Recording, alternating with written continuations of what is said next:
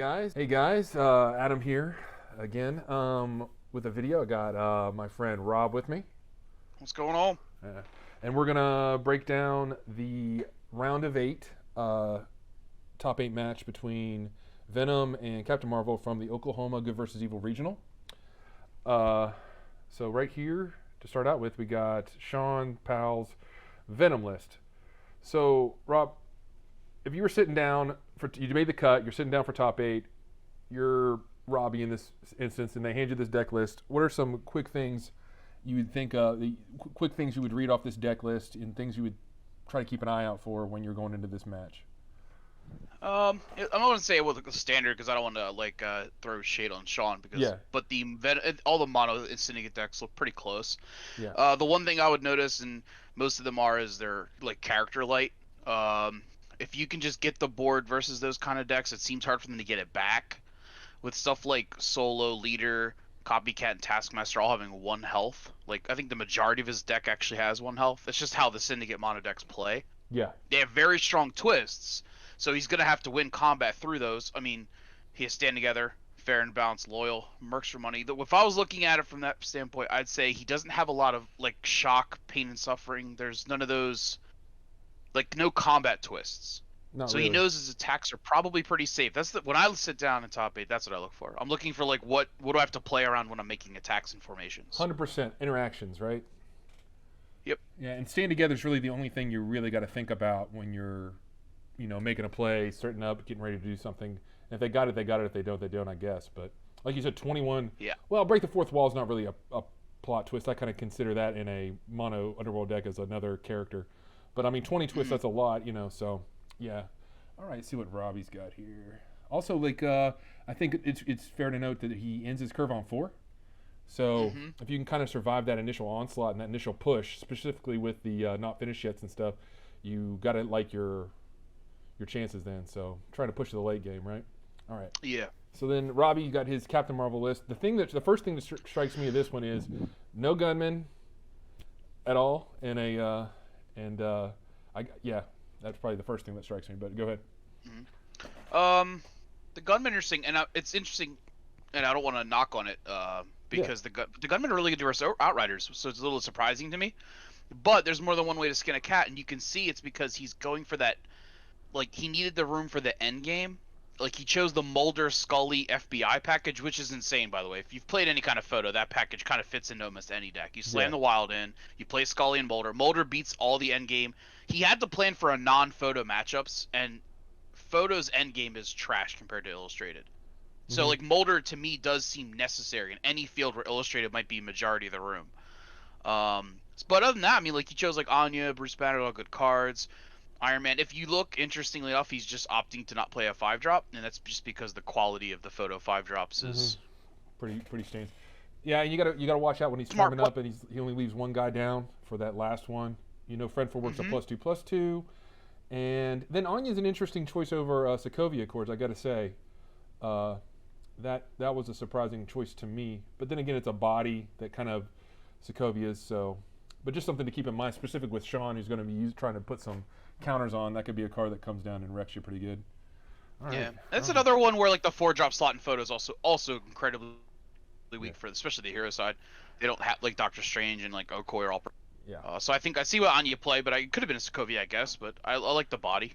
Yeah, I looked at her a little bit when we were doing some photos. She's very interesting, specifically against Outriders. I think it's a specifically Outrider tech because you can Mm-hmm. drop her. She negates the counters on all the Outriders, and you can do a bunch of attacks to kind of. She's also range.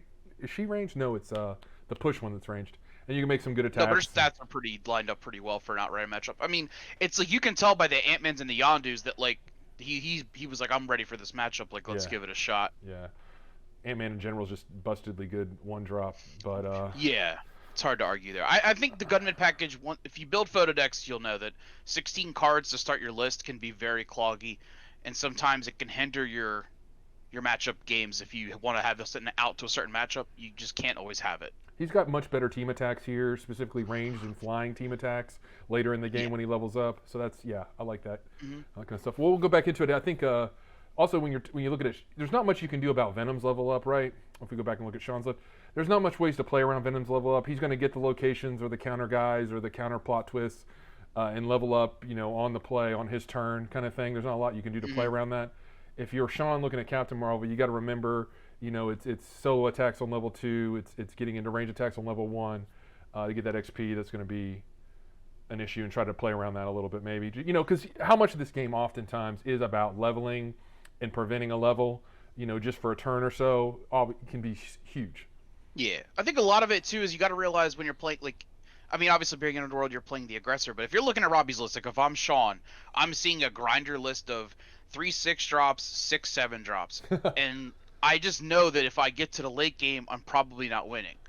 So I feel like, I mean, Sean's gonna play this way anyway, but because it's Venom, but he's definitely got to play aggressively and balls to the wall. So yeah, one last thing before we start going and watching the game and watching the match. Does what you say right there affect your mulligan decision? Are you trying to mulligan harder for a more aggressive hand in this matchup specifically?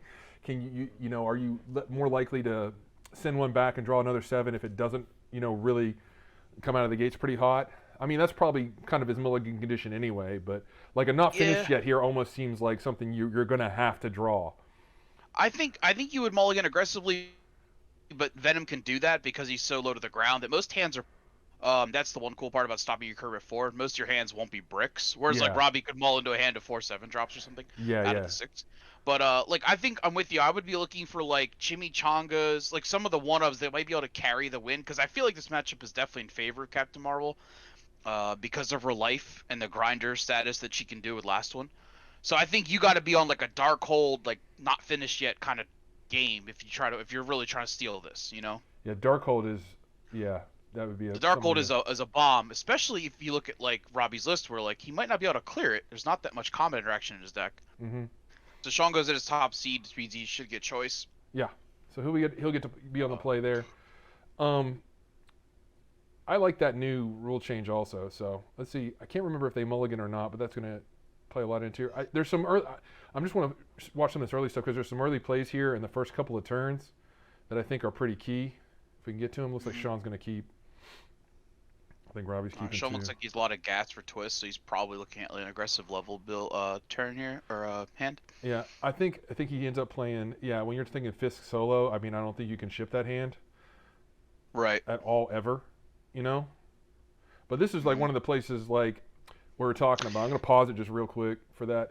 So coming in and just that solo play is like sometimes I talk about like linear muscle lines. memory. Yeah, muscle memory. That's a way to say it. You're just used to making that attack with solo. It's like, do you really need? You probably didn't really need that counter possibly, and you could have just went in with the Venom, got the XP and the counter, right? Maybe a wound on Captain Marvel with preventing an XP. Yeah, well, and what's Marvel sets like a 2/5. Like I know he has a fair and balanced in hand, from what I've seen. But so like he's gonna get the wound on 1. I agree here. I think this was, I want to say, like a slight misstep because her XP gain, if you can possibly keep her from leveling, it keeps her down to health. And if that's his game plan to try to kill her, I don't think this solo. We'll see. We could look further in the video, and we'll take a look here as it continues. But if this solo counter is a bigger deal than we think, but I would suggest that you accelerating her XP condition. I think like you said, it is like a muscle memory plays. I want to get this solo counter, but I think that XP is detrimental here. All right. So he gets his solo counter, gets an XP, then he's gonna fair and balance, go to a 5/5, push it down to a 1/4. Nice clean attack here. Yeah, and then you just get the counter. Like I said, I just don't know if that solo counter is going to be terribly relevant. So I think you could have that's laid like off that's that. an XP could have faded. Yeah. And you just Robbie's not going to have a ton of movement here early. He's just going to be trying to get a little bit of XP, and he's not really going to be playing a lot of characters. I mean, you already see he's passing the turn. And then Sean goes and Robbie's gonna do like he only has a few drops at each turn. You can kind of predict his play, much like he can do to Sean.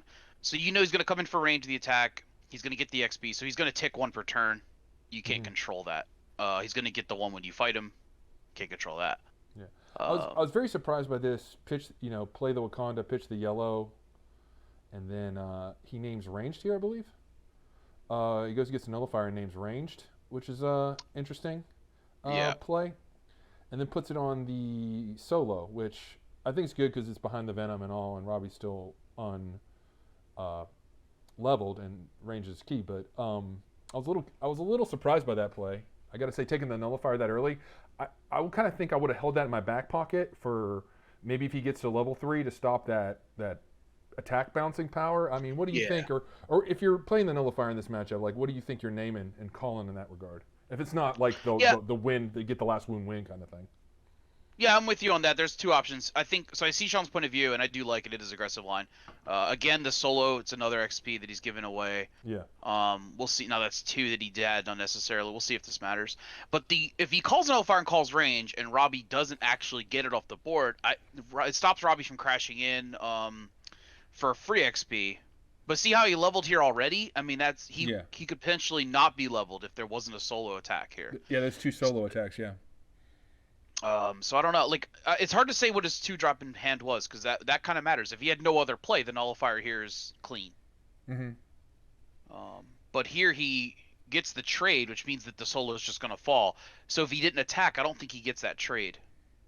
The friends from work here would only put her to a 4, the level 1, and that Venom would have been still around. So it's definitely a big swing here to her getting that free experience. Yeah, there's two experiences in the counters because that only puts solo at like what a 3/4 with that nullifier with nothing in front now. Anytime those mid combat levels can be so key, specifically when it comes to wanting to prevent XP, because it just anytime you can do that mid combat is huge. So yeah. And now He also has Yondu, which you have to make a read on because you know his list that he has a potential like 4/4 essentially. They can come now with flight, and Venom doesn't flight block, so he was going to clear this nullifier almost certainly. Yeah, or you got to at least say like, okay, maybe he was slow rolling an Ant-Man or something like that to pull. But he has Maria Hill in his deck too. There's 8 2-drops, right? Or like it was gumming. It was definitely not going to stick. Maria Hill, yeah. So that's why I'm just questioning like maybe a little bit early on that one. Maybe save that one for another point. Like maybe on this turn this is here, no shade on Sean. I just don't know what his hand was. Maybe that was his actual only turn 2 play. But I don't think it had a chance of winning the game or sticking there. So she comes in for her free XP. He's a small Venom now. That's a rough day. That's a rough position to be in, and it kind of starts turning here. Yeah. You see Sean having to row a Taskmaster. Another thing, he's only running like 9 or 11, 9, 10, or maybe 11 locations, and that's always makes for some really difficult decisions when you're looking at, in the game as you're trying to read your hand and row. Actual useful cards as opposed to laying down locations, and that can always be tough too. Like I saw him row a Taskmaster. He plays another one out, but that's still like, man, that does not feel good because you want to talk about a card that can swing games. Right. So here he played the Taskmaster. It looks like he might have got the counter unnecessarily. You don't get that recruit trigger with Taskmaster. No, so that was a misstep. They do that a couple of times over the course of these 2 games. I don't know how relevant they were at any point, but it does give him a little XP here. And there comes the... Like, I don't want to keep going back to that early game, but this is all snowballed out of control for him because I feel like because that Captain Marvel leveled and because he could stun his Venom. His Venom should have more counters. His Venom should have been attacking, and he should have the board still, but unfortunately for him, that Friends from Work and level up was brutal. Yeah, so, but it goes back to, it just goes to illustrate a point that, like, 1, 2 XP prevention can be so big, especially like you said, muscle memory, right? Everybody's just used to crashing in their solo against a non-range for the free XP and all that kind of stuff, just to kind of make him bigger because sometimes he can snowball. And you got to read the field, have awareness of what the cards do and what cards are down, in order to do that. Because like you said, Sean right now might have board control at this point. Maybe that Yondu still goes back and gets that solo, but he's probably 1 wound up, and Captain Marvel's still on level 1, and then when he plays, look at this, a copycat solo turn. This is this could have been. This is a big swing. Yeah, that could have been huge for him down this way. This is a big swing. Anybody's ever played copycat knows how strong this card is. Getting double triggers now. He's going to get a nice little hefty board here.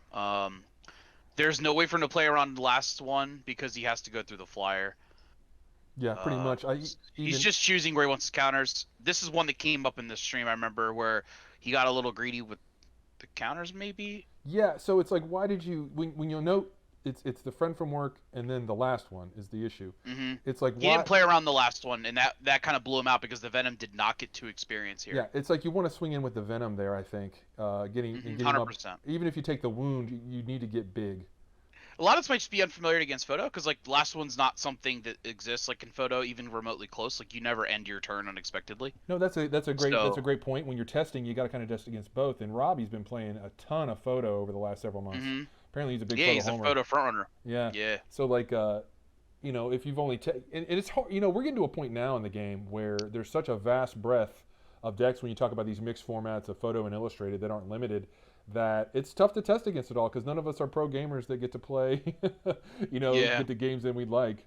Yeah, and see, when I felt like at this point, Robbie goes to level 3 with 2 blues showing. I don't care what the board state is at this point. It's just going to be a rough day. It's going to be rough sledding for Sean anyway you look at it. And I feel like Yeah, that might have, I don't generalize, right? But I yeah. think that at turn 4, with 3 health, an 8/8 with a counter, and 2 blues showing, that it's just a formality that this game is a loss here. Now it's top 8, you're not going to concede or anything, but he has to go through 5 wounds with 2 cancels on board, with no actual out to the cancels, so he has to actually battle through these, and he has a deck of 1 health guys with all 4 or less drops. I mean, it's going to be some rough sledding. No, I don't know if it would have changed too much, because it looks like Robby drew a pretty good hand this game. yeah, you can't. It's tough to fight through. Double friend from work, last one, and all that kind of stuff, Yep. and Yondu and all that kind of stuff. So no hate on Sean at all. Nah, but that's part of the list. I mean, knowing that those are only 2 of Robbie's twists, like when Sean makes attacks, he's got to be perfect. But He's also, got it like, you know. yeah, and also you got to talk about Sean's deck is sort of a combo deck. It's gonna play like a mimic-ish combo deck where it's gonna wanna on turn 3, 4, 5, it's gonna wanna rush you really hard, stack a bunch of wounds on you on a turn like that, and that's gonna be the turn that's gonna tilt it and kind of let it carry to win. Mm-hmm. As opposed to Robbie, who's just grinding you out. Yep. Turn after turn after turn. Yeah, Robbie's goal is just to molder your threats and take over the board at a very slow-paced game. He's just playing an all-around good photo deck. Yeah, and if you don't know way to counter a plot twist, the last ones are like healing a wound, are like very equivalent to that, and can buy you those extra wounds. And I think that's one of the things that people don't realize about photo. Also, Robbie's running like you said the Scully packages, so he can sit there and think to himself, I'm going to get 8, 9, 10 turns, most games. Yeah, so also you can make into account here that I don't want to rip into Sean too much. I feel like his draw was way worse. Anytime Venom doesn't draw a leader, he looks like a really pedestrian MC. That's a good point. You're talking the difference of like 5 to 8 cards because of the way he can throw his hand. His deck is so low to the ground. Maybe that's so non-leader Underworld games are very hard. No, 100%. Specifically, the solo builds that want to dump hand like this, like a counter deck like Venom. Maybe that's the hard mulligan you have to do in this matchup, and just be like, I need to high roll hard. Yeah. And do it. I mean, yeah, Sean's hand wasn't too bad. We've seen 3 solos, but just I think that when all things are equivalent, sometimes photographic, specifically with the plot twist like last one, can just give more. And like, look, Robbie's very comfortable. You can tell by body language. Sean is too. It's game 1, but even with that board building up the way it is, you still got to favor him a little bit there. Yeah. I think, like I said, I think Robbie's a very strong edge in this matchup. Anya against Venom in particular is kind of frustrating for Sean, because even if he played perfectly this game, didn't give free XP, maybe his Venom did stick with a ton of counters, eventually Anya could or would have hit the board and just kind of cleaned everything up. Anya would have said all of your solo counters don't matter, so any snowballed board would have been handled up. Yeah, and you also got to think that Robbie's got some pretty nice large team attacks toward the end of the game. When he brings out like Bruce Banner with Captain Marvel, that's 15. And Venom can get big, but 15 is something else. Yeah, and so Scully sits here, and I think this is pretty much game as long as Robbie doesn't draw anything just dead, right? I think we can almost go to game 2. Because I feel like what you were talking about, there's a couple of XP early in the game. And it's funny, we talk about that. So a play on turn 1 and a play on turn 2, right, that were very innocuous, that didn't shake the board state in any way, shape, or form, and didn't seem to affect anything, are here coming back, turn 6, turn 7, turn 8 to be the things that are going to decide this game at the end of the day. Yeah. When he attacked into that level 2 Marvel and got stunned back with the front from work, I think that was where the game swung for sure. And he never got the board back here. Like, he might have never won anyway because Robbie's hand had, like, Scully, heal. I mean, he only has 2 wounds against Underworld on turn 5, so he's definitely, this game's pretty much over. Like you said, he's got the bounces and all that kind of stuff. It's pretty rough. So we're going to go ahead to game 2. But yeah, apart from that, I agree. Like, we were talking about the mulligans earlier, and it's just, yeah. Although you want your powerhouse cards, I mean, the game's without leader. I mean, you're basically choosing not to draw 6 cards plus if you keep a hand without him. So I mean, he's probably just hard mulliganing for that. Now he kept that game without him, but I mean he had a really good hand otherwise. Yeah, I think that, like I said, it's almost like a combo deck in that regard, and so you need to try to find those pieces pretty hard. So I don't know if you can keep a hand that doesn't have not finished yet or leader, specifically in this matchup, right? I think if you have a not finished yet, you feel pretty good, and if you have a leader, you feel pretty good. If you don't see either one of those cards, you have to pitch it. So that's not a bad. So that's really not so bad at that point, right? When you're looking at like an 8x mulligan condition. Right, yeah. And I think a lot of it too is you wouldn't do that for every matchup, but in this particular one where I feel like the deck might just be, I would say you're under 40% in this matchup, you got to go for your high rolls. Like I think against other decks Sean would have probably kept it, would have been fine. Like a solo, 2-3 drop Wakanda yellow hand, it probably would have got there.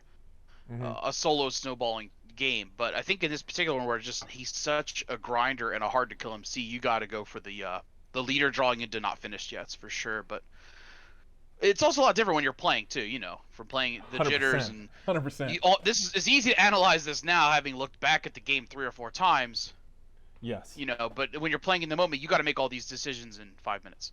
Yeah, or less. In the second, I play very intuitively, and sometimes that'll really get to me. I don't really sit and grind out and think about everything that way. I know some people that try to play through everything, and in top 8 you can do that because these guys have all the time in the world. And that's another thing too. If you make the cut and you're out there, you have all the time in the world, man. There's no need to rush any decision or any kind of thought you have on a line.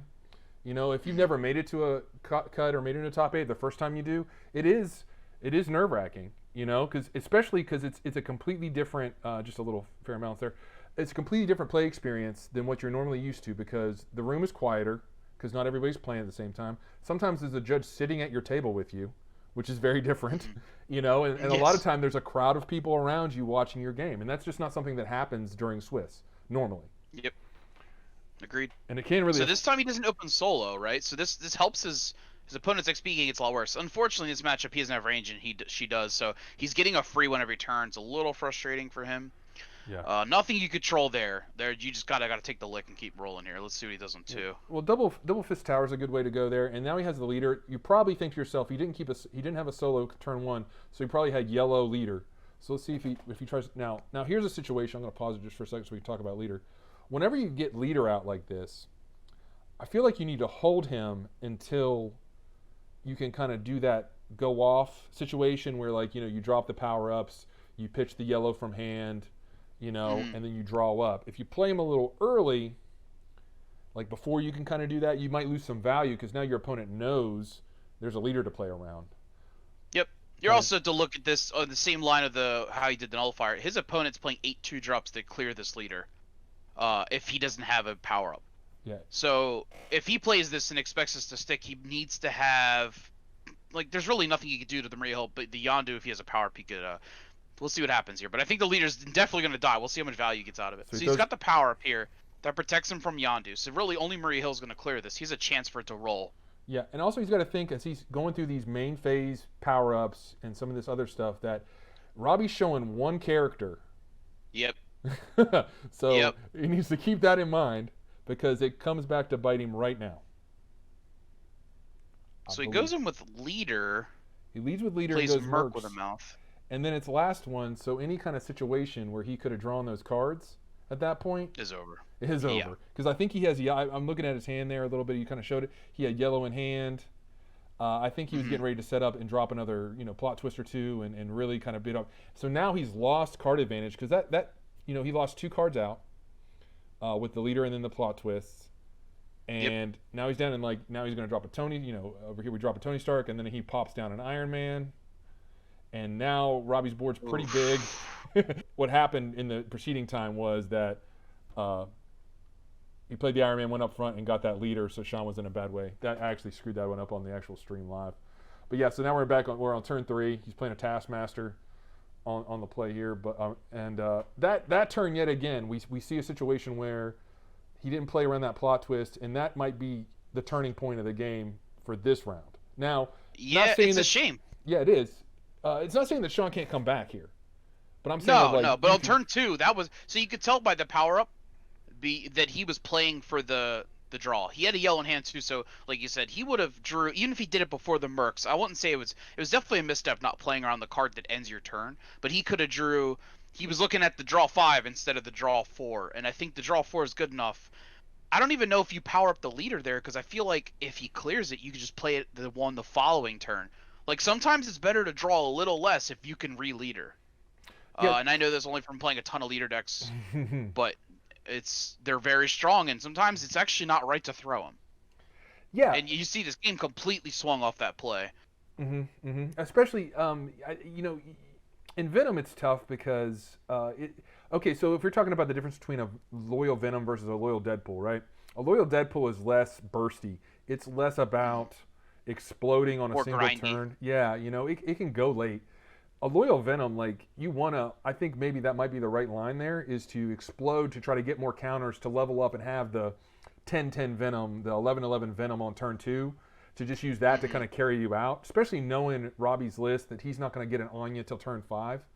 That would be, or turn 4. That would be a pretty big play for Sean, and he could kind of take the game over and just kind of push him into the late game, get ahead on wounds, and then use some of his other things like maybe draw into a not finished yet or something when he off that leader. Because you were saying it earlier when we were watching game 1 that when you get those big leader draws, that's the difference in when these decks perform and when they don't.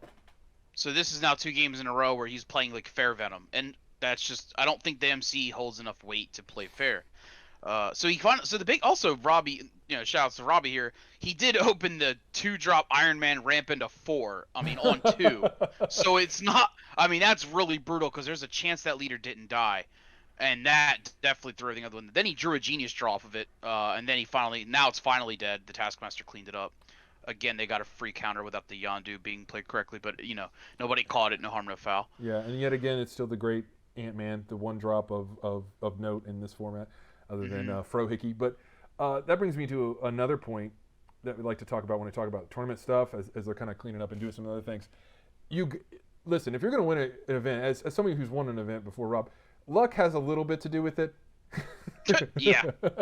you gotta have a 100%. game like Robby where you draw that, you get the 2-drop that ramps into the 4-drop, and you had the last one. You gotta have some games 100%. like that happen for you all day, or else you just can't get there. It's just, Yeah, I don't think Sean had the hand on game 1 to win regardless. I think that, but this game maybe could have swung another way.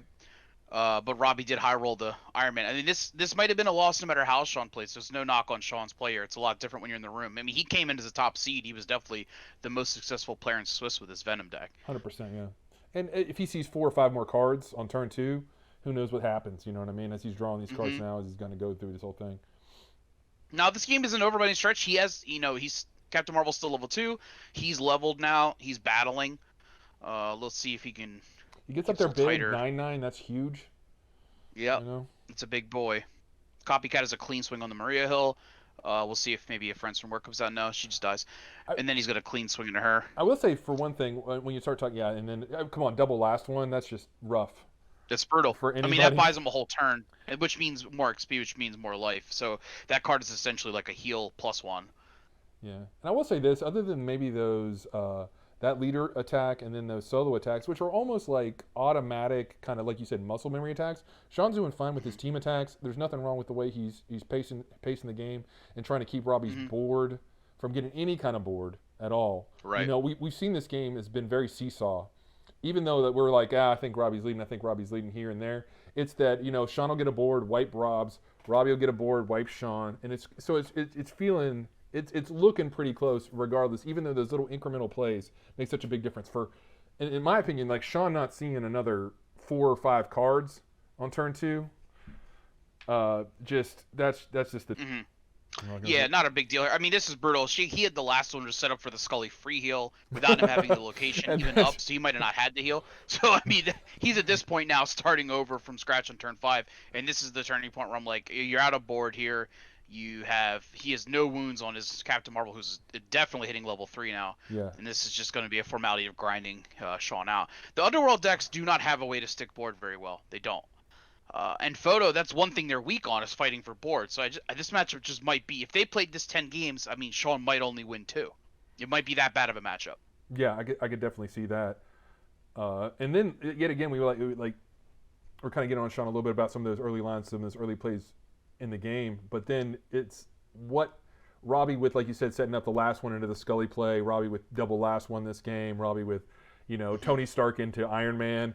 That is, I don't care what you're playing against. That is almost an optimum draw for Captain Marvel here. And Robby's playing it beautifully because he's kind of setting his formation up.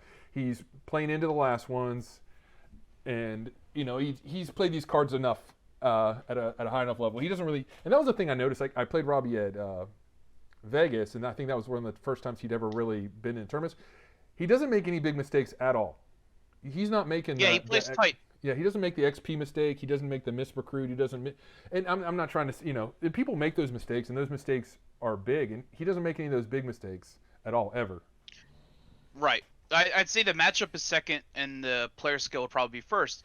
I don't think Sean's bad, so it's hard. We're not ripping on Robby at all, right? But Robby's deck is just kind of like a curve deck. His attacks are really linear. His formations are very easy. This deck it's just a very good card deck. So Sean's got a lot of micro decisions because the window for him to win and lose this game is incredibly small. Now, like I said, I mean, he dominated Swiss. Is not a knock on Sean whatsoever. But that leader play and in game 1 the free solo XP, they might have not mattered at all. Yeah. But you have to be completely perfect if he's trying to win this heinous matchup.